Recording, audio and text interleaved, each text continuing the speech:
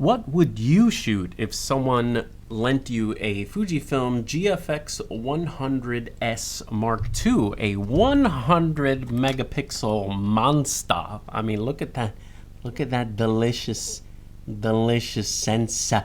So that was my little dilemma when Fujifilm approached me and said, hey, we want you to try the Fujifilm GFX, but not the usual way where you get to play with it on your own. We're actually taking you out on a helicopter, running around Manhattan.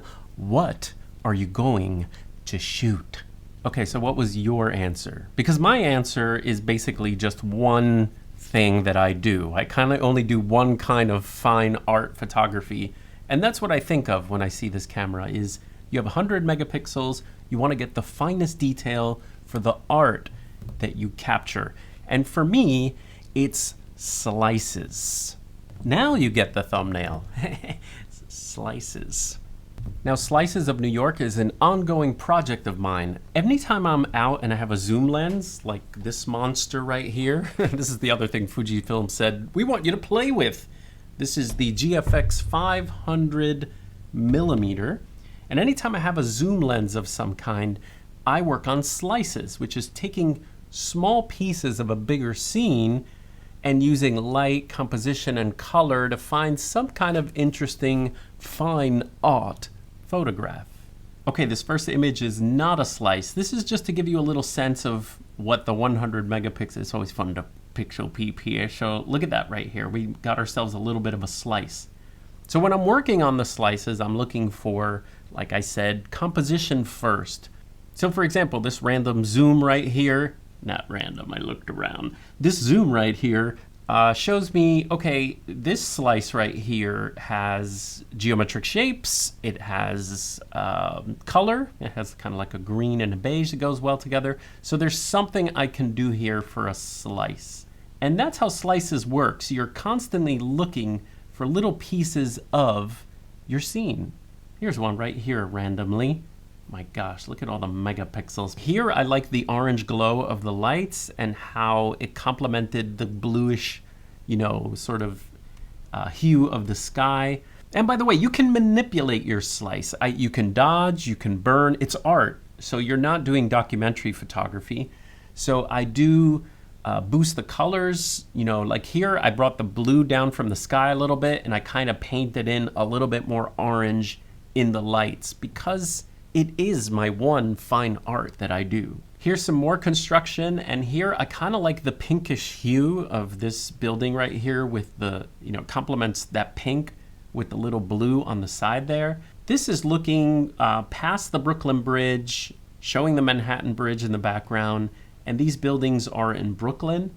And, you know, with the sun coming up and the clouds kind of overhead, there's a little bird in this picture. Now this right here, the Brooklyn Bridge, that was in shadow. So I actually dodged that a little bit so that you can actually see the brick that's there. So dodging and burning is part of this process as well.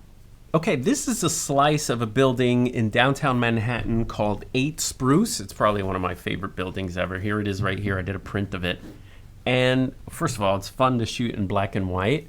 And second, when the light hits it a certain way, because the building has a lot of nooks and crannies and curves, you can get a lot of shadow and light. And so this is the whole building here, but you can actually get, with the 500 millimeter, slices of the building. And what's great is with dodging and burning, which is what I used here, you can actually exaggerate what the light is doing. And here it is in color. Now here I exaggerated the colors, made them very warm, but the green hue was in the windows. So with the orange and the green and the dodging and the burning, I just love that this image has kind of like a metallic-y, shiny look. And you could do slices within slices. Check it out, people. If you zoom in, you can kind of get like that other image we just showed. If you like this video so far, please. The best slices for me work when they're all in the same plane of focus. So here, the 8 Spruce building is sharp in the foreground, and the beige, you know, stone building in the background is blurry because of, you know, the building's closer to me and that's further back. So I'd have to shoot this at f8 or f11 to have both of them be in focus, but I shot it at 5.6 because I was hand holding.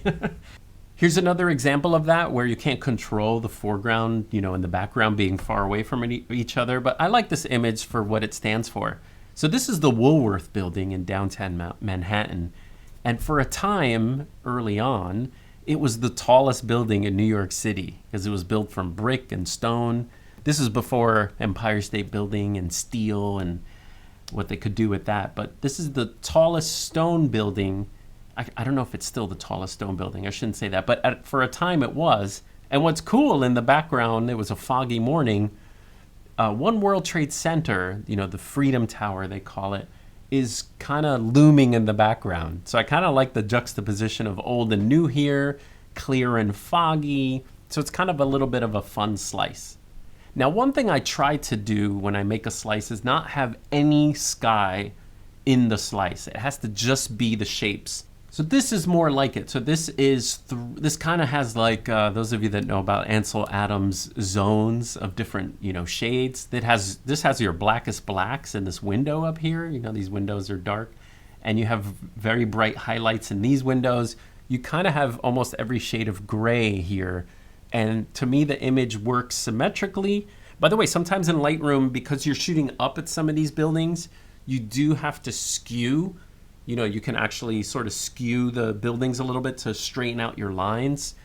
Cool pattern on this building here. Here's a slice within a slice. This right here is an example of how you can use the building. You see how I zoomed in? I had more megapixels available to me. This does not work for me. This to me is not a successful slice because of that sliver of sky. And now here's that same building in which the whole concept works a little better without the sky. So the building on the left is the stripes. And here I actually use the brush to sort of highlight each, balcony a little bit more and darken the darks. And the sun was 100% like lighting up this building on fire. This one I love for its, minimalism and its simplicity and its repeating pattern. And it just looks like stripes. But this is looking at a building, turning the camera vertical and getting a slice. No crop. This is, the full sensor in the camera. You can see the detail in the brick. Now, when I was working with Fujifilm, I just defaulted to my slices of buildings and architecture, but we also started to, I say we because there was, Jeffrey's son was with me and we were kind of working on the project together. But the other idea was that we would capture little pieces of cabs or subway signs or pizza slice, but just anything that would identify New York without you saying you were in New York. So for example, this was probably my best one. This was seeing the trains, the subway 1, 2, and 3 lines. And so to me, this one worked, but it was we kind of ran out of time, with any project, you just run out of time. That's why for me, slices is an ongoing project that I love to work on because in a day, you're not going to get everything you need. But I tried one here, I just like that it says FU. FU up to 4. But this was kind of another sort of try, but I don't think it really works. And I found that getting slices of like cabs and, like subway signs, that was way harder than the architectural shapes and things like that. So this one is cool. This one is just like, I like the reflection has sort of like a smear on it. So I like buildings with a lot of reflections because sometimes the reflection is more interesting than the architecture. This reminded, when I looked up and I saw this reminded me of The Matrix and how in The Matrix, any scene that was in The Matrix was so green because it was the fake world and the corporate world and the office world. So I wanted this image to sort of say fluorescent lights. And so green was kind of like the only option. Now this one I thought was fun because this is downtown, the big Oculus, I think it's called, in the World Trade Center area, just the big whale thing. And when you see that thing, you just want to take pictures of the whole thing. And so I was like, how could I do a slice of this? And that is just really interesting to do slices of because it gives you all kinds of lines and shapes depending on what the light is doing. But here I was like, let me put it in the corner and use the other boxy shapes to kind of give me a little bit of a slice. I even like the lights, the fluorescent lights in the background are lines. that sort of mirror or mimic the little lines here. I definitely did some dodging over here to have this building come out a little bit more, but I just think this is a fun one. And this goes in the category of if you take a picture where someone will try to think about where it is, like, oh, I know where this was taken. And that's kind of fun. You know, if you do a little slice of New York and show a New Yorker, they may be able to figure out this one. This is a fun one. This image is actually upside down. You turn your head upside down if you want. You know, you could see the real picture. But that's what I love about art instead of architectural photography or documentary photography. Take this image, for example. This image I took in, obviously, the streets of New York, wide lens looking up. But I actually entered this image in a little photo contest, but I didn't enter it this way. I entered it this way.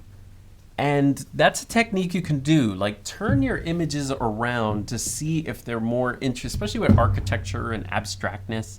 So this image actually worked great upside down, and I actually won gratuitous camera shot. All right, hope you like that. I'll see you guys next time.